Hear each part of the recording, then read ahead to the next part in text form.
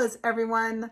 I'm hopping on real quick to kind of give you guys an update of what's going on right now. I know you're patiently waiting for my rest of my home tour decor video.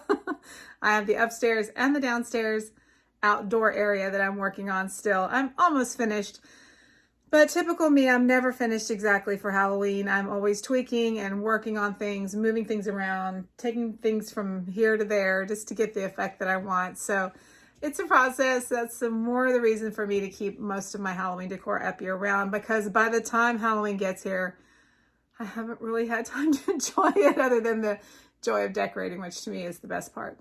So, but I have a little update for you guys, something fun to share just to kind of hold you over until I get that video up. My husband and I purchased a property in Hot Springs, Arkansas back in the summer. And the reason we did this is we were looking for a kind of a vacation or a second home that's close to my son, his wife, and our grandchildren. And we're not that far away. We're only 3 hours away at the moment, but I'd like to be able to be nearer to them just to make it easier for them if they would like to, like, you know, go out. They don't have really much help where they're at. And so, and I love Hot Springs. I have wanted to live in Hot Springs, gosh, for over 20 years. We used to live in Arkansas when I was a teenager. My dad worked for a company there when he got out of the military. So we've moved a lot. And for some reason, I don't know how we ended up in Camden, Arkansas, but I loved it. I had the best high school experience. I was an 80s kid, and that was a really fun place to live back then. So we just had a great time. And I've always wanted to live in Hot Springs. I vacationed there one time when I was a kid, and I have never been able to get it out of my mind. So even when we were in California, I mean, there are people that would rather live in California, right? But even when we were in California, we were a mile from the beach, and I just dreamed of Hot Springs and all the beautiful hills and the trees and the lakes. It's just, I'm a mountain person. I'm a more of that type of person than a beachy person. So it's just been like something I've wanted to do. And we did. We found, quite by accident, because I don't know if any of you guys know, but the housing market has been terrible. And I didn't even realize all this when we were looking for homes at the time. But we were very lucky. We met a couple. They had told us about the place. It was right across the street from where they lived. Just had been listed.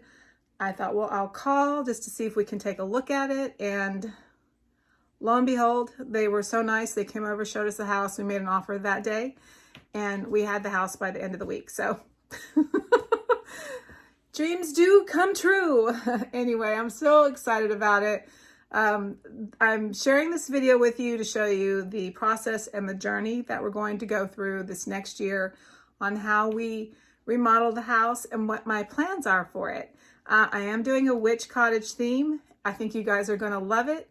And I hope you will stick around and watch the journey and, you know, see what you think. It's just going to be a fun journey, and I hope you guys will enjoy watching it. The other thing I wanted to mention in the video is you're going to see areas that are a little decorated and pretty, and areas that are like a demo project. The reason I have some things already set up and decorated is because I like to, I'm visual, and I need to see a color story in front of me. I'm also impulsive. So sometimes I think I want to go with this thing, and then I decide, oh no, this is better. So I am just like this until I tweak it down to exactly what I want. Let me know what you guys think about the colors I'm going to do. There will be color. This is not a white and gray house. There will be color. So I hope you will enjoy that prospect. And this is fun. We can all kind of, you know, throw out ideas together, and you guys can go along and help me be like co-designers of the house. How does that sound? So holler if you have a like or a dislike on something, and you think I should do this, or no, this would be much better, or you have a resource you'd like to share, because this is all new for us. We have never done this before. I mean, I've done small remodel projects, but nothing quite to the scale of this. So let's just see how it all turns out. And here's the video, just a quick little run through of the rooms. It is a small cottage, just to kind of give you guys an idea of what we're planning on doing.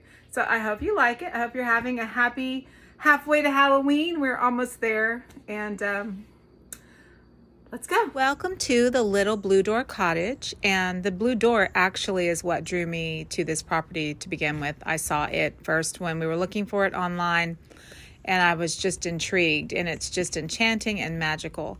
Hot Springs, Arkansas is known for the Crater of Diamonds State Park, and you will find a lot of quartz, crystals, river rocks, stone. You can actually mine at the Crater of Diamonds. People find diamonds and other semi-precious stones there all the time. It's a funny thing when you're here in Hot Springs, you'll see just big, beautiful pieces of quartz, crystal, just everywhere. It's kind of like, I don't want to say it's junk to them, but it's just everywhere, which it's great because it's good energy, it's magical, it's mystical, and it gives good vibes. The cottage was built in the 1940s. This is a bowl of plums that we found at a farmer's market. They were so beautiful. They inspired me to put together this little vignette here in the hallway. The wall has been painted this wine color. Oh, that perpetual calendar I got at Victoria Trading Company. You guys might recognize that oil painting. It was in our cabin. This is a signed watercolor, so that's all very beautiful jewel tones. The statue is a vintage or antique owl, and there's another little vintage floral painting. Starting here in the back, this area is the sunroom, and it's got a lovely cobalt blue wall, kind of matches the front door. Not sure if we're going to keep that. There's a vintage phone and a few books. This is a reproduction bogey book. Those were popular in the 1920s. This is a Dutch silhouette book of hand-cut silhouettes. Very nice. It's all Halloween images. Got that little car from Target, and the same with that 3-tier. I got that from Target back in the summer when I was looking for Halloween. That was one of the first things I purchased. The really beautiful old cross stitch. I love those samplers. Oh, there's something in the backyard. What is that? Looks like we have a visitor. He's been hanging around a bit since we've been here, and he's really sweet, although he won't come near us, and I'm going to keep checking on him. Or her, not quite sure. So here you see how pretty everything is, but don't worry, it's an Instagram versus reality thing going on right now. I'm simply staging some things just to kind of get an idea of the look that I want to do. And that's pretty much how I work. As you can see, if we flip around here, we're not done. We have a lot of work to do. We've had to gut and take out some things. Mostly the house just needs to be repainted. But as you can see here, unfortunately, the previous owners did not care for this little cottage very well, and not only did the electrical have to be redone, but someone came out and stole all of the copper piping for the plumbing, so that all had to be replaced. And you can see the walls here in pretty bad shape. We've been removing cabinets, old fixtures, trying to just gut it to determine what kind of feel, look, and colors we're going to be doing in here. And it is quite a mess. We do have a basement downstairs. It's a little spooky, not gonna lie. This room, this is the dining room, but I've just been bringing things in to get ready for when we do stage the house and put all of our furniture in it. And it is a process. So what's really interesting in this kitchen is someone painted a trompe-l'oeil rug on the floor, and trompe-l'oeil refers to the French term to fool the eye. It's kind of like a faux effect, and I love this so much. I'm going to try to restore it. I do like that it's worn, but I do want to show that it was actually a rug. When I redo the floor, I'm going to redo that. And here's where the spooky, creepy basement is. I had thought, oh, should we go down there? No, maybe not. Not this time. Not much to see down there. It is a dirt floor basement, but it has potential, and it's pretty large. And right now we're just, like I said, ripping things out and trying to determine what we're going to do in here. This is the laundry room. So this whole back half of the house was added later, and right now it's just a giant mess. This is all the before. On the floor were several layers of tile and linoleum. I've been pulling that up a little bit at a time. And this is the backyard. It's pretty large, and the deck obviously is going to have to be redone as well. And in here, back into the sunroom, there's a little bathroom here to the right. And here, just a few still shots to show you some inspiration for color. Y'all let me know what you think about colors for this little place, and what would you do? I do love the jewel tones, and I think it will give this place a nice dark aesthetic. So I'm going to take you guys upstairs. That oval mirror I actually found on the side of the road. Someone was tossing some furniture and I grabbed it, of course, and brought it straight here. The stairs have been painted a cobalt blue. I'm not sure yet what I'm going to do with that. And as you can see, when we get to the landing, there is a border that was painted as well here. Obviously, the floor needs to be refinished, but it's all hardwood floors downstairs and upstairs. This is the upstairs bathroom. It looks to have the original black, white, and cobalt blue tile that's on the floor. I don't even want to tell you guys what was going on in this bathroom. It was pretty disgusting. I will share that in a later video. But I do like the black and white theme here. Also, downtown Hot Springs is very historic for its bathhouses, and the city is known for their bathhouse row. So I'm going to kind of do a bathhouse row theme in there, I think. The house does not have central heat and air, so you're going to see the window units. Every room in this house was painted a deep color. And the colors I like, but I don't like a dark accent wall against gray. And I told you in the beginning of this video, this was not going to be a gray and white house. Although the gray that they have painted is a French gray, and it's a very nice gray. I like it. But I am not about the gray right now, so we're going to be changing that. Weird little closet, little space. And there's 3 bedrooms upstairs. The master bedroom is actually really large, which is nice. I think there's a lot of room in it. Not a lot of closet space, but this pretty girl I found, and I believe she's mahogany or tiger wood or something beautiful. She's just gorgeous. Indonesian, carved probably from the 1950s or 60s. This purple wall is definitely going. I can't seem to wrap my mind around that right now. And this room actually has some nice closet space, but again, not a lot. And it needs to be updated, all of it. So just letting you all see how nice the upstairs is. Actually, the 3 rooms all kind of face each other or look into each other. I do like the navy, or actually midnight blue, of this wall. I think I'm going to do, I saw a wallpaper online that I really like, and it's sort of like a coven image, and I think I'm going to do a navy midnight blue gold feel in here, kind of a mystical look. Yeah, I really like the way that the rooms are situated next to each other. I'm going to have to put a handrail in going down these stairs. It's been a little treacherous for me. I don't have great depth perception, and so I will miss a step entirely and land on my honey. So the floor is going to have to be refinished, but overall it's in pretty good shape. And then, of course, there's that fireplace that I had to go ahead and decorate. So let me show you guys that now. So those turn-of-the-century funeral baskets are really fun to do Halloween decor in.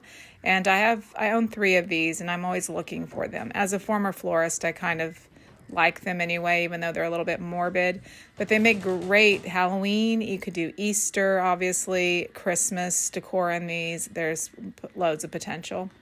This is was a former wood-burning fireplace, but now is gas, although right now I just have some lovely black candles in there. Those I picked up at Tuesday morning for a steal this summer. I'm always looking for colors that reflect the Halloween or dark aesthetic look, so I will buy things year-round that fit that bill. I don't necessarily need to wait for Halloween to shop for the Halloween-y style stuff. Like that skull, crystal skull, is actually a vodka bottle. I found that at an antique store. The clock is the very, very first thing we actually bought for the cottage, and it is a 1930s clock. It does work. They just have to be wound constantly. And on this mantle, I've got a collection of new and old vintage. I'm going for a 30s, 40s vibe here, but I don't want to go too period. Otherwise, it tends to look a little stodgy and stuffy when you do that. All right, I don't like gnomes, but look at this guy. He's a little sleeping dwarf. He reminded me of Snow White and the 7 Dwarfs, and he's sleeping on a stump there. It's a cookie jar. And you will recognize this is the 1930s record player that we had at the cabin. I've moved that little McCoy pottery piece in here because I like this sort of soft green and brown of the colors I've got going on with the books and everything. And this book is a handmade little set of books from the, early 1900s. And it's a wonderful book set. I'll show that to you guys at some point here. This is a vintage catalog from, or actually a design book from the 1940s. Look at this country kitchen. It's so fun and dated, obviously. And the little silhouettes, you see those there? Silhouettes were so big for a while. It was a fun thing that people like to do. And those colors, you see the colors there. It's good inspiration. And there's a little cat. I got one for this cottage as well from Bath & Body Works. All right, so I promised that I would let you guys hear how this sounded. And so I'm going to crank it about 10 times here. And it has no electricity. So what we're going to do is I'm going to hit start and let that sort of get going. The arm on this is very heavy, so you have to be careful when you're putting it down. You can actually put a dent in the record. And it holds these tiny little needles. They're almost like a small nail. With these kinds of record players, you had to change the needle out every couple of times to get a good sound quality. And you can see there's two little metal holes in the back that are cups that hold the new and used needles. The bigger challenge with having this piece is going to be able to try to find those reproduction needles, although this piece came with some. You also cannot adjust the volume on this. You can either close the top door or open the bottom to either dilute the sound or make it louder. And it's astounding how loud this thing really is for having no electricity. It's pretty cool. I think that the lovely thing about this piece is it was made the same time or around the same time as the house was built. And I can just picture the people that lived there using this type of record player. Here you can hear the sound a little bit better.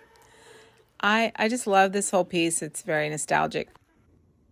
Behind our friend here is a Japanese Soja screen. And my father was stationed in Okinawa, Japan when I was a little girl.